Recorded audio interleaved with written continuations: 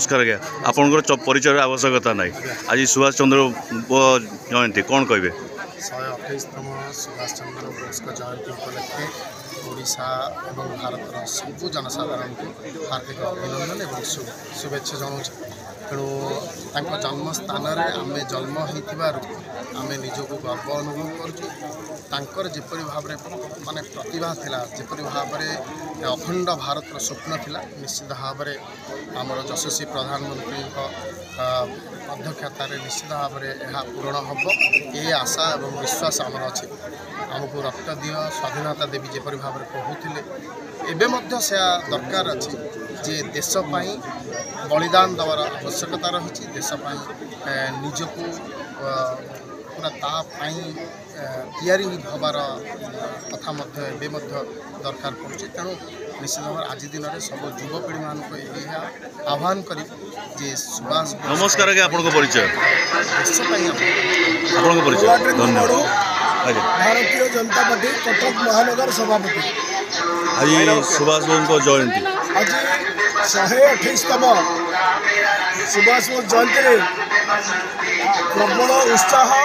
उद्दीपना मध्य यशस्वी प्रधानमंत्री भारतवर्षर तथा विश्वर अद्वितीय नेता नरेंद्र मोदी का आह्वान रे यही जयंती को पराक्रम दिवस भाव भारत पालन कर अवसर में आज नेताजी माल्यार्पण पर मुख्यमंत्री उपमुख्यमंत्री एवं संस्कृति मंत्री तथा केन्द्र आसीथिबा समस्त अधिकारी माने ऑफिसर माने एठारे माल्यार्पण पर पराक्रम दिवस उत्सव गड़खाई किला बारवाटी दुर्ग भितर पालन करा कारण भारत वर्ष आउ पछरे पड़ो ना विश्व गुरु होगा जाऊँ भारतवर्षर प्रति भारतीय हृदय देशभक्तिर उन्मादना सृष्टि करवा परस्पर को प्रबल भल पाइबा देशपाई लड़वा देशपाई जितवा और देशपाई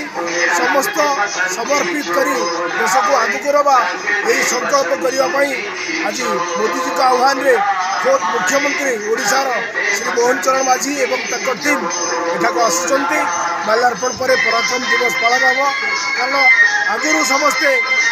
हीरो कहते सिनेमा नायक मानक हिरोइन कहते सिनेमा नायक मानक